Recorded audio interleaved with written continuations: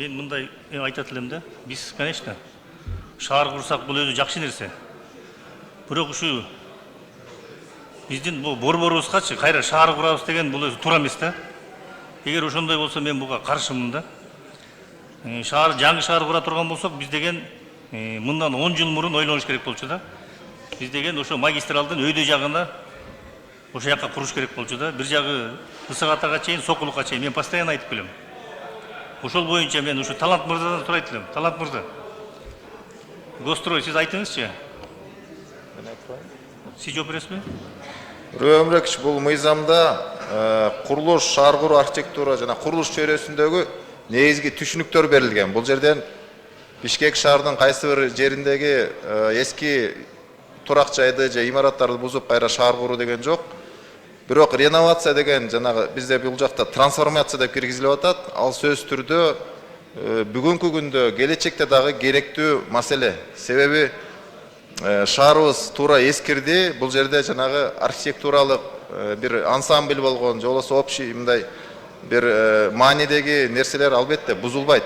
Ал эми жанагы эч кандай архитектуралык же бир тарыхый кооздугу жок эски имараттар, жанагы эски кварталдар, бир сейсмикалык коопсуздукка жооп бербеген кээ бир окуу жайлардын жанагы общежитиялары, же болбосо жанагы 4 этаж, 5 этаж үйлөр, ошол сыяктуу имараттар жөнүндө трансформацияны албетте аны бул мыйзам менен чечилбейт. Аны шаардык кеңеш, мэрия, курулуш министрлиги менен биргеликте чоң чечим кабыл алынат. Аны реновация маселеси бул бир имаратты бузуу эмес, бул бир квартал болобу же бир көчө болобу, бир мындай бир эстетикалык жакшы шаардык көрүнүшкө келтирүү үчүн түзүлгөн. Бирок бул мыйзамда шаардын бир кайсы бир бурчу бузулат деген маселе жок. Бул баягы общий түшүнүктөр. Ошол маселеге келгенде мен айтарым мындай да, Мурадил мырза. Мисалы, ошол жана эски үйлөрдү айтып атпайсызбы? Эми баягы Сталинкалар бар да, хрущевкалар бар. Аларды бирок биз анын ордунда 3 этаж, 4 этажды бусуп салып, биз эч убакта бир 10дон ашык этаж салбашыбыз керек да. Ошого Талант мырза, сиздин оюңузду айтып коюңузчу. Эгер 3 этаж болсо, эгер ошону бусуп сала турган болсок, ошол жерге 5 этаждан өйдө, Талант мырза, 5 этаждан өйдө биз уруксат бербешибиз керек эгергечи. Азыркы буга чейин, бүгүнкүгө чейин канча этаж үйлөргө уруксат берилди эле, мисалы шаардын ичинде азыркы.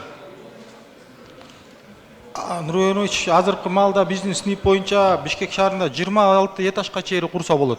Мен анысын айткан жокмун. Азыр ушул салынып аткан үйлөрдүн Бишкектин ичинде канчасы бар этаж үйлөрдүн? Курулуп аткан көп кабаттуу үйлөрдүн саны курулуп аткан уруксат берилген. Биз айтып атпайбы, ушуну биз мыйзамга камтып кетиш керек дагы. Ошол мыйзам күчүнө киргенден баштап ошол шаардын ичине үй салганды токтотуш керек. Эгер сала турган болсо, 3 этаж үй болсо 5 этажга чейин уруксат бериш керек, андан ары уруксат бербеш керек. Анткени жанагы могу шаардын ичинде пробканын болуп атканы бар ошол. Мурун бир 20 үй бүлө жашаса, азыр ошол жерге келип туруп 100дөн ашык келип үй бүлө келип жашайт.